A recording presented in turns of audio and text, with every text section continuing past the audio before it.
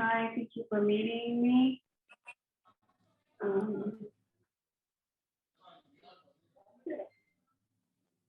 So we wanted to get you on because we've seen you on the news, and also I'm in the group, so this way this can become a little bit more viral, so my story can go out there.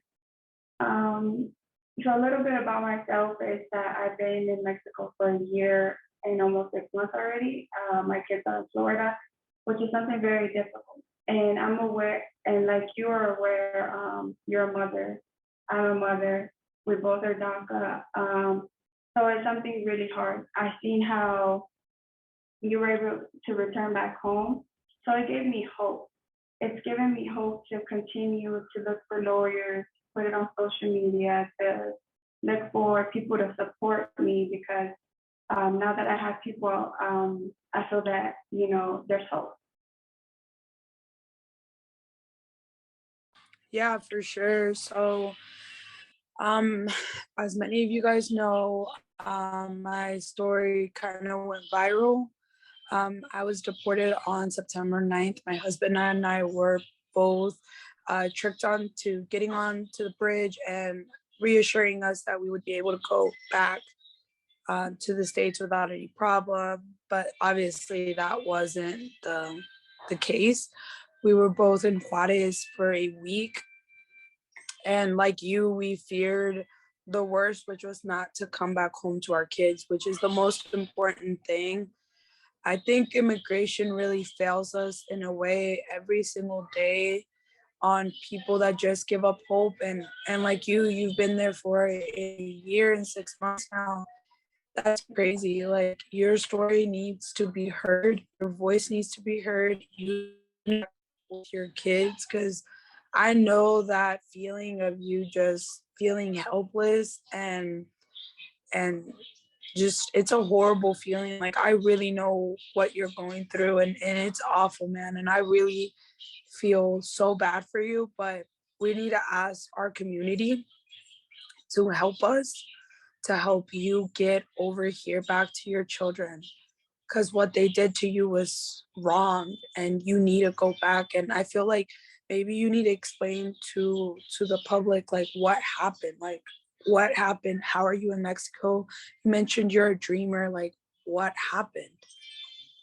Yeah, so we posted a petition and we also have a GoFundMe page to look for a lawyer. So basically what happened, since people will be joining the live, is, I went to an interview in Ciudad Juarez. And like you said, immigration has failed us. Why? Because it feels like they are being racist, towards their own people. And not only that, when they interact with you, they act like they're inhumane, like they don't have feelings. So when all I could disclose is that when I did went to my interview, of course I was nervous, right? Because I left the country. And I'm like, if all fails, then I'm stuck here. You know what I mean? Stuck in a place that I don't even know. So the other thing, so my lawyer reassured us everything is going to be fine. You were young. You obtained your DACA before you were 18. And, we were just like, okay, the lawyer knows best. He's an immigration attorney, so he knows best. So when I did the interview, like I said, the only thing I'm going to disclose is that the officer did make me nervous. So he kept asking me the same questions, right? Like, what were your entries? Where did you do this and this and that? And I was just, I'm not going to say my response, but throughout the whole interview, there was a lady behind him that intervened, and she said to him, hey, calm down, like you're making her nervous. He adjusted his tie and he says, I'm not trying to make her nervous. I'm just trying to ask the questions, very aggressively. And I felt like I was being attacked, and my recollection is this was supposed to be a simple interview. And simple interview, answer some questions, and then be on a plane back home. But no, that's not what the case was. The case is, he said, okay, that's enough. I've heard enough. He started typing. Next thing you know, he gave me a blue paper. In the blue paper, he says, go in the front And if you have any questions, go ask them. I can't tell you anything or any procedures on what to do. So when I read it and it said something about 10 years, I was devastated. I felt like my whole life came apart. I started crying. I've cried so much to the point where I don't have any more tears left. You know what I mean? And it's hard. It's hard because it's been so long, and it's hard to have your child call you.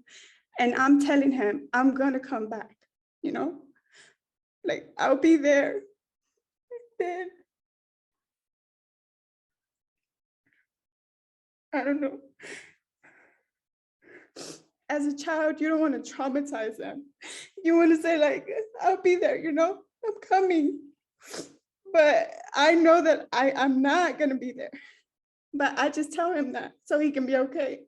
So it's to the point where me as a mother, I have to be in public crying, show my kids crying so someone can listen, you know, because this is hard.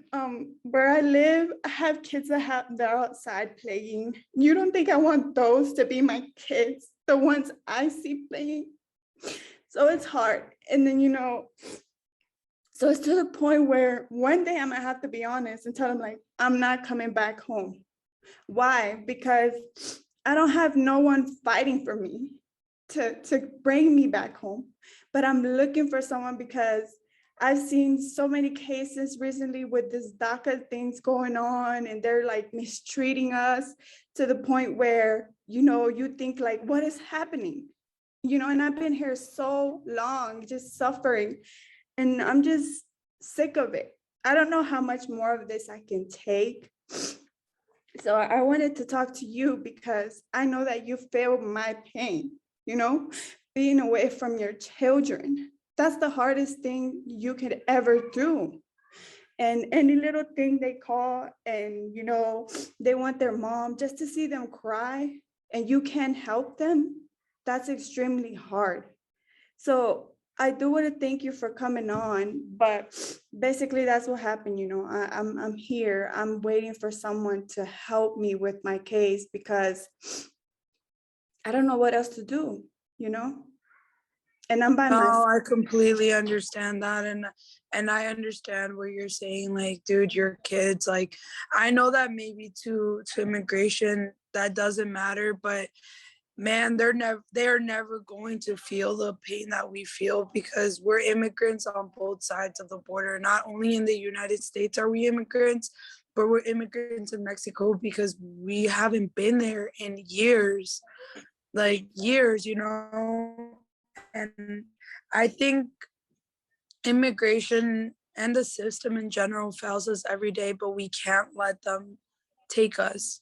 Like, girl, you deserve to be here with your kids and your family and whatever it is that they did, if they committed an error or not. Deportation isn't the first option. There's other things they could have done to have helped you and they didn't. The same way they did us. Like, deportation shouldn't have been the first thing to have given us. They could have given us the right to call an attorney and they didn't. They took all of our rights, and what they did was inhumane. Like, that's wrong. Like, they know that we're not from Mexico. We were born from Mexico, but we're not really from there. And they just let you figure it out on your own. So all we can really hope is you post your story, it goes viral, and you get help. And we will, but we all have to stay committed and we all have to keep trying, and you can't give up hope because a year and 6 months, dude, I would not know what to do. I really wouldn't. Honestly, the time just being over there, it messed up my head so bad. Like, I'm still like in shock of what happened. I don't understand what happened. Like, why did this happen to me? And I'm only 23 years old, but I've always looked for my purpose in life. And I think my purpose in life is to help people. And if I can be that voice for you or for anybody else and advocate for you guys, then I will. And we will put your story on social media, and primero Dios, it's gonna blow up and you're gonna be back with your kids, dude, because you deserve it. You've been here your whole fucking life. You don't deserve to be over there, dude. Dude, Yeah, Mexico is horrible. it Like, is. it's beautiful, but it's fucking horrible at the same time, dude. The government is so corrupt, dude. The violencia over there is not normal. Like, I agree because I've been here long enough to have experienced it. So for someone to be here that long and for me to have my kids come here and deal with that, you think I want to have my children here? No. There's a reason why maybe our parents took us over there. That and then we keep coming back to that. So they thought this is the right thing to do for my child. And the right thing to do for my kids is not to bring them here. Why? Because you saw it. You saw when you were here how it was. So do you want to put your kids in this predicament? Of course not. I've had situations where I went to the market here they have, and this guy just snatched my purse and started running. And then there's an officer right there, and I'm telling him, can you please go get my purse or whatever? He's like, no, he's long gone. And then you can't make a report because they're gonna not do anything. So I've been, firsthand in those situations. Do you think I want to have my kids around something like that? No, exactly. that would traumatize Exactly. them. And then I've gone in the car to get groceries, and I've experienced so many hit and runs. And you think I want to have my children in the car when something like that goes down? That is something, one thing I can say is very unsafe. I do feel scared. And if I feel scared and unsafe and I'm just like tired of being in the situation, I'm not going to put my kids through this. The best Right. And I think is it's struggle with it. the situation of them just being able to tell us, oh, we'll bring your kids to Mexico. Dude, why would I ever want to bring my kids to a place that my parents took me out of for a reason? My Exactly. parents didn't just decide to cross us across the border in a whole nother country with people that they don't know to give us a better future for us to try to bring our children back. I would never, ever, ever, ever. And Alicia, we're going to get you the justice that you deserve. And we're going to post your story. And you have the lawyer that helped me, and he's going to help you, dude. And it's just, we can't give up hope, Mhm. you know. I'm not really sure, like, why did you go to Juarez, or like, why did you go to the interview? What was the interview for? So the interview, it's a process. My husband petitioned for me. He's a US citizen. My children are US citizens. So he petitioned for me back in like, I don't remember the year, but then the petition came back and they approved it. After that, we went ahead and moved with the process to submit that waiver, which was the I-601A. And they approved it. So after you get that approved, you schedule an interview for the consulate to get your residency, which is basically what a lot of people know as the green card. And that's basically, for me, it was just something like, going, answering a couple of questions, and that's it. But when I came out, I was just, crying. Every day I cry. There's not a day that goes by that I do not cry. You know what I mean? And it's been so long, and I've been grieving for so long. And I'm to the point where I've seen so many people get help, and I'm thinking like, why can I not get help?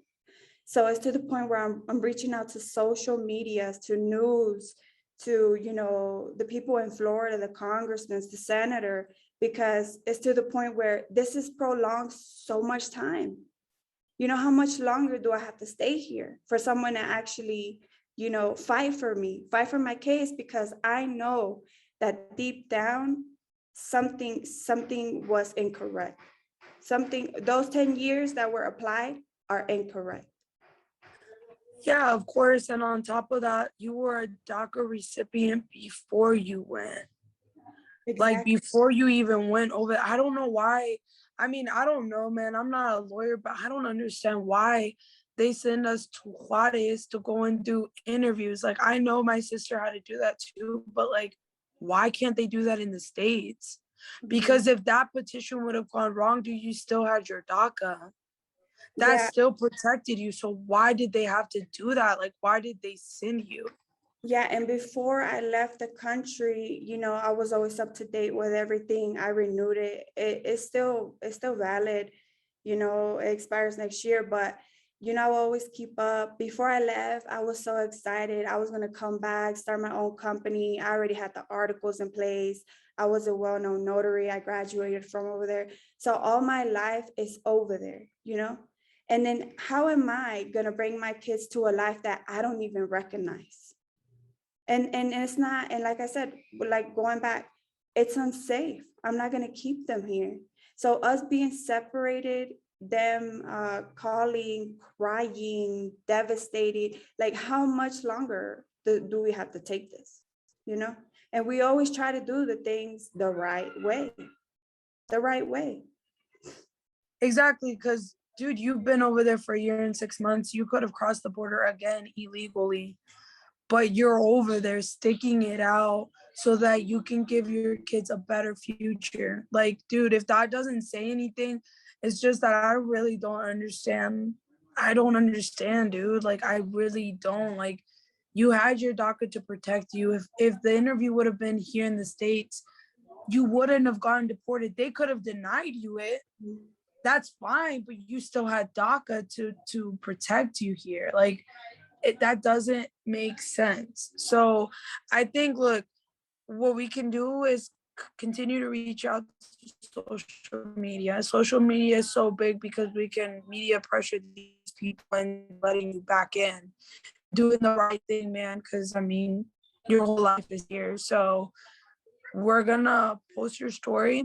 I told you, send me like all the details of like the dates and what you can remember and all of that, dude. And I'm gonna post it y primeramente mi Padre Dios, we can get you back.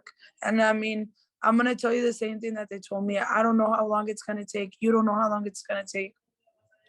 But I mean, I feel like God didn't want you to stay over there and you have more much to give to the United States and to your kids, man. Like, your kids are the most important thing. And if the government can't see that, they're not only fucking up your life, they're also fucking up your kids because they need you. Exactly. So I feel for you, girl, and we're gonna get you back one way or another. All right. Well, thank you so much, Les, and thank you for meeting with me. Sí, mija. Me mandas toda esa información. All right. Well, thank you. Sí, mija. Cuídate. Bye.